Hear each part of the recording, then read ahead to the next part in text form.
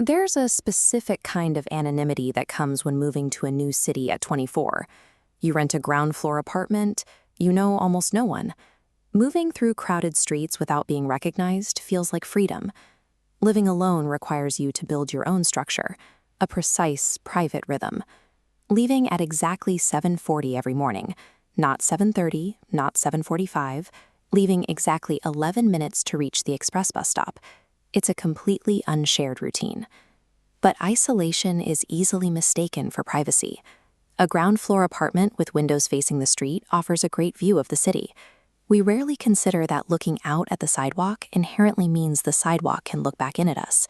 It's not loud, it doesn't announce itself. It arrives quietly, like a cold draft through a room with no open windows. You feel it before you understand it. And by the time your mind catches up to what your body already knows, it's too late to pretend everything is fine. The stakes here are entirely based on time. The longer a person remains trapped in this gap, waiting for explicit confirmation of danger, the longer a predator is allowed to operate in the shadows, completely unhindered.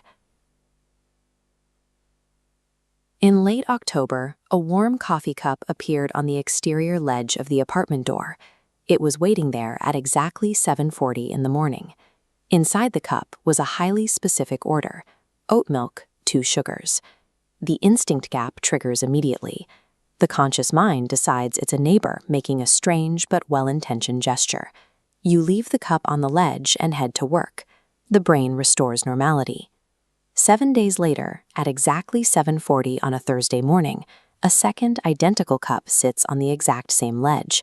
The pattern establishes itself. No one guesses an unshared personal coffee order and a hyper-specific daily departure time by accident. Nailing those 2 variables requires methodical, sustained observation. Looking at this digital entry log from the building's security system, we can trace the anomaly. Residents use a key fob to enter, creating a time-stamped data trail. Scrolling back through the records reveals a pattern, isolating a block of entries occurring every Wednesday night between 11 p.m. and midnight. The system reveals a ghost credential. It's a leftover fob ID, completely untethered from any specific unit, swiping in week after week. The building manager promises to deactivate the fob, but forgets. Coincidentally, the physical coffee cups stop appearing on the ledge. The external signs vanish, and a deep sense of relief sets in. Systemic administrative failures easily validate the instinct gap. Because the most visible physical anomaly disappeared, the brain eagerly and falsely declares the threat over.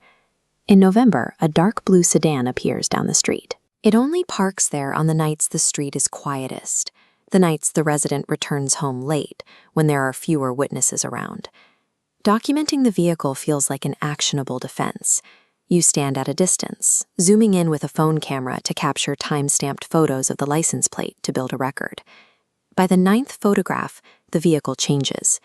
It is the exact same dark blue sedan, parked in the exact same spot, but it is now displaying completely different license plates.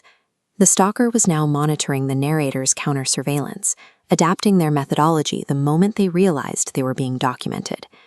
Actions like taking photographs or filing non-emergency police reports create an illusion of control. It is the final rationalization the brain relies on before it has to accept that someone else currently dictates the rules of engagement. The final maneuvers are entirely evasive, randomizing morning departure times, taking completely different routes, installing heavy blackout curtains over the street-facing windows. After 2 quiet weeks, a single, slightly glossy photograph is slipped under the apartment door. It's the kind of cheap photo you print at a drugstore kiosk. The photograph shows the exterior of the bedroom window at night. The blackout curtains are drawn tight, but through a microscopic 2-inch gap between the fabric panels, there is a clear view of the resident sitting at a desk, working. The timestamp printed in the corner of the photo reads 11:47 p.m., exactly 3 days prior. The photographer had been standing mere feet away in the darkness, in absolute silence. A piece of physical evidence like this permanently collapses the instinct gap. Confronted with a printed photograph, the conscious mind loses its ability to manufacture a harmless excuse. The immediate fallout involves packing a bag and leaving the apartment before sunrise. Handed the photograph, the police finally act. They trace the ghost fob to a man who lived in the building 2 years prior, a man with absolutely no documented criminal record. He knew my coffee order, my exact departure time, the gap in my curtains, the layout of my routine in a level of detail that takes months of observation to build. The physical sensation of being watched arrives retroactively.